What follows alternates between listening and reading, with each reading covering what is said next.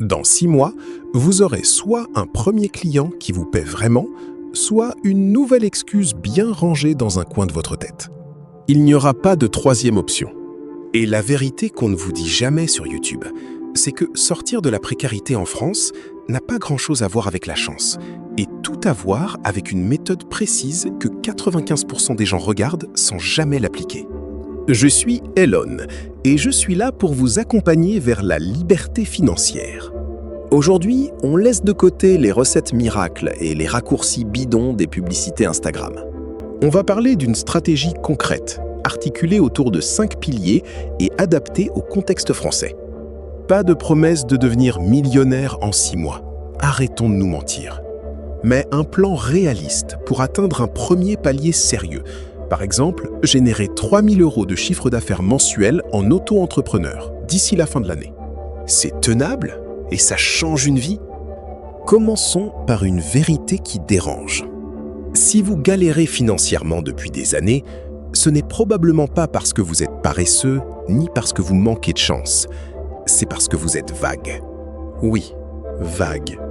Vous dites des choses comme « je veux gagner plus d'argent »,« j'aimerais être libre »,« un jour, je ferai quelque chose ». Votre cerveau, qui fonctionne comme un GPS, ne peut strictement rien faire avec des destinations floues. Vous ne tapez pas « quelque part dans le sud » dans Waze, vous tapez une adresse précise. La clarté absolue, c'est le premier pilier. C'est celui que tout le monde ignore parce qu'il n'est pas sexy. Pourtant, c'est celui qui change tout. Au lieu de dire « je veux plus d'argent », écrivez noir sur blanc sur une vraie feuille de papier « D'ici le 31 octobre 2026, je veux générer 3 000 € de chiffre d'affaires mensuel en auto-entrepreneur en vendant des prestations de rédaction web à des artisans de ma région. » Vous voyez la différence ? Un chiffre, une date butoir, un statut, un produit, une cible, une zone géographique. Votre cerveau a enfin une adresse GPS à viser et les opportunités qui étaient invisibles hier vont soudain apparaître sur votre radar. Mais la clarté chiffrée ne suffit pas. Il faut aussi trouver votre pourquoi émotionnel. Parce qu'à 2 heures du matin, quand vous serez épuisé, ce n'est pas le chiffre de 3 000 € qui vous fera tenir. C'est l'image de vos parents retraités, qui ne connaîtront plus l'angoisse d'une facture d'électricité qui explose.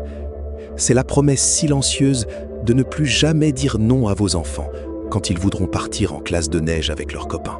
Écrivez ce « pourquoi » à côté de votre objectif. Relisez-le chaque matin. C'est votre carburant. Enfin, changez de langage.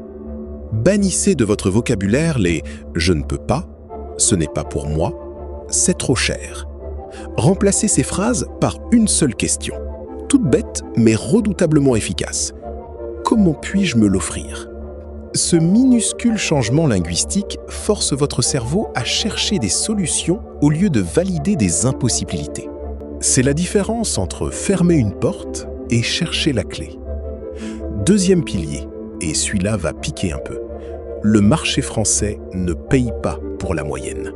Il paye pour une compétence rare appliquée à un problème précis. C'est froid, c'est la réalité, et personne à France Travail ne vous le dira lors de vos entretiens. C'est ce qu'on appelle la dictature de la spécialisation. Si vous êtes généraliste en marketing, vous êtes en concurrence avec 50 000 personnes sur les plateformes de freelance, et vous finirez à facturer 250 € la journée. Si vous êtes spécialiste en SEO local pour cabinet dentaire en Île-de-France, vous êtes en concurrence avec peut-être 10 personnes, et vous facturez 1 200 € la journée sans négocier. Même compétences de base, positionnement différent, revenus multipliés par 5. C'est aussi simple que ça. Et pourtant, personne ne le fait, parce que se spécialiser fait peur. La loi de Pareto le confirme. Seulement 5 à 10% des indépendants en France dépassent les 60 000 € de chiffre d'affaires annuel. Pourquoi ? Parce qu'ils acceptent de faire ce que les 90% restants refusent. Choisir une niche étroite, quitte à faire peur à leur ego. Dire non à des clients qui ne correspondent pas. S'entraîner le samedi matin quand les autres dorment. Lire un livre sur la vente pendant que les autres regardent une télé-réalité.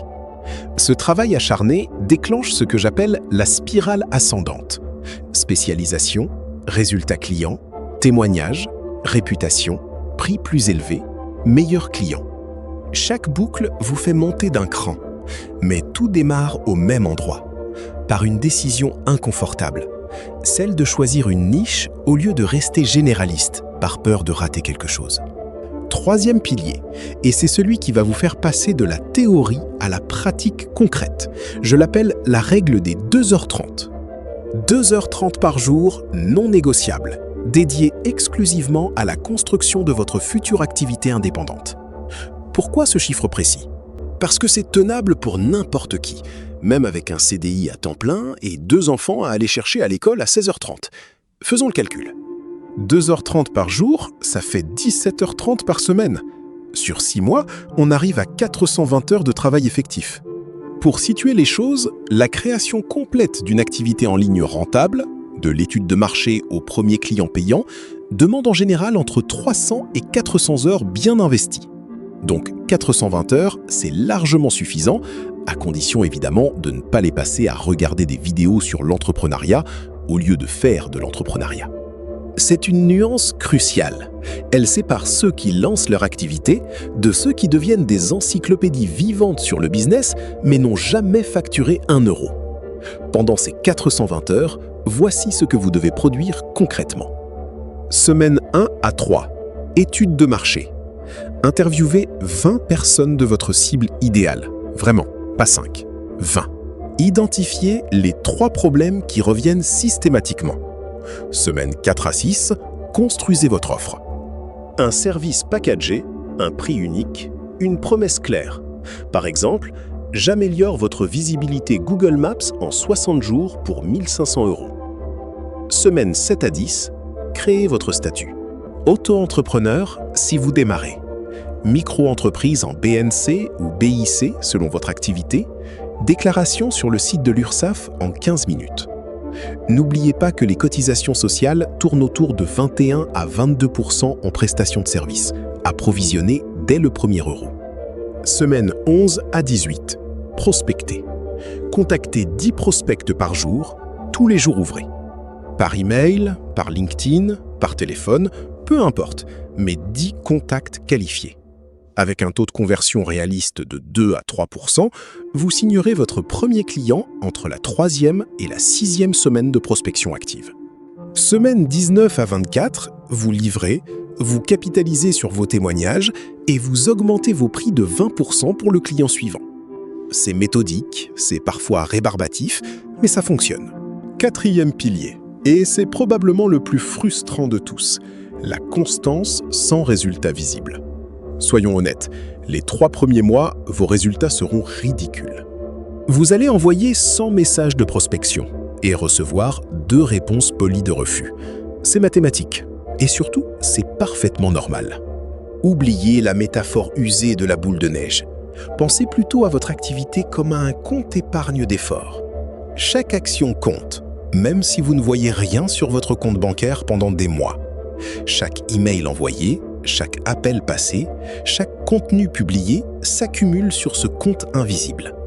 Et à un moment, toujours plus tard qu'on ne le souhaiterait, les intérêts composés commencent à tomber sous forme de clients qui vous contactent spontanément parce qu'un ancien prospect a parlé de vous à son beau-frère.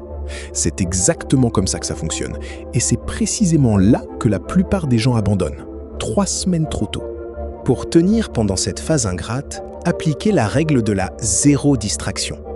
Pendant vos 2h30 sacrées, le téléphone n'est pas en mode avion, il est dans une autre pièce, fenêtre fermée. Pas de notifications Instagram qui vous font croire que votre cousine a une vie plus excitante que la vôtre, pas de vérification des mails toutes les 3 minutes. Soyez focalisé sur une seule tâche, du début à la fin. Technique Pomodoro si besoin. 25 minutes de travail, 5 minutes de pause, 5 cycles d'affilée, et vous avez vos 2h30.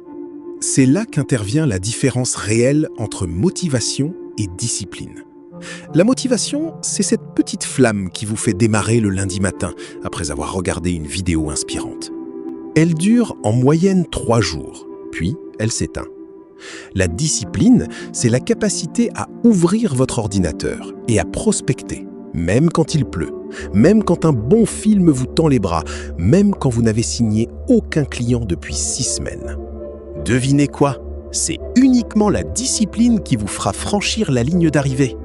La motivation démarre, la discipline termine. 5e et dernier pilier, l'action immédiate et l'échec comme donnée d'apprentissage.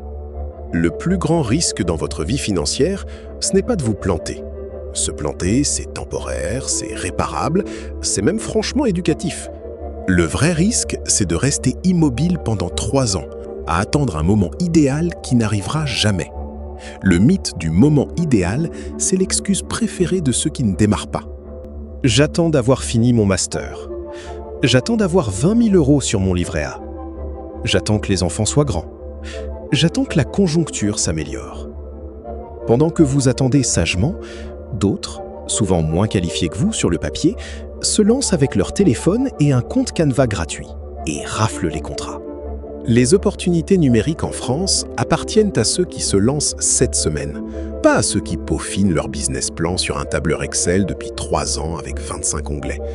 Et pour les sceptiques qui se disent « Oui, mais j'ai 45 ans, c'est trop tard » ou à l'inverse « J'ai 19 ans, je suis trop jeune », arrêtez tout de suite.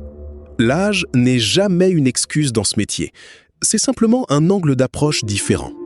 À 19 ans, vous avez la vitesse, aucune contrainte familiale, une aisance naturelle avec les outils numériques et 10 ans devant vous pour faire des erreurs sans conséquences graves. À 45 ans, vous avez un réseau, une crédibilité immédiate auprès des clients, l'expérience des vrais problèmes en entreprise et une maturité qu'un jeune de 19 ans n'a pas encore. Les deux profils réussissent, mais pas avec les mêmes armes. Utilisez les vôtres au lieu de regretter celles que vous n'avez pas. Retenez bien ceci et notez-le là où vous pourrez le relire. C'est le mouvement qui crée la clarté, pas l'inverse. Ce n'est pas en réfléchissant dans votre canapé, un café à la main, que votre chemin va se dessiner. C'est en avançant. Voici donc votre première action concrète à réaliser dans les 48 heures. Listez 10 personnes de votre entourage professionnel qui pourraient avoir besoin du service que vous proposez. Envoyez un message simple à 3 d'entre elles pour demander un échange de 15 minutes. Pas pour vendre, mais pour comprendre leurs problématiques. C'est le premier pas concret et il ne vous coûte rien. Avant de conclure, prenez 2 secondes pour liker cette vidéo si elle vous a été utile. Abonnez-vous à la chaîne et activez les notifications. C'est gratuit pour vous, mais essentiel pour que ce contenu atteigne d'autres personnes qui en ont besoin. Partagez-le à quelqu'un de votre entourage qui tourne en rond depuis trop longtemps. Et maintenant, le mot de la fin. Dans 6 mois, soit autour du 21 octobre 2026 pour être précis, vous aurez soit un premier client payant sur votre compte, soit une collection d'excuses bien ficelées en tête. Personne ne peut choisir à votre place. Ni votre conjoint, ni vos parents, ni l'État, ni la Banque centrale européenne, ni la conjoncture économique. Vous, et vous seul. Je vous lance donc un défi. Écrivez en commentaire une seule ligne comprenant votre niche cible et la date de votre premier appel de découverte. Par exemple, SEO local pour restaurant lyonnais, premier appel le 28 avril. C'est tout. Parce qu'un engagement public, même minime, possède une puissance psychologique que peu de gens soupçonnent. Ce n'est pas un simple « je me lance » en l'air, c'est un vrai marqueur. On se retrouve dans 6 mois pour voir qui a tenu parole.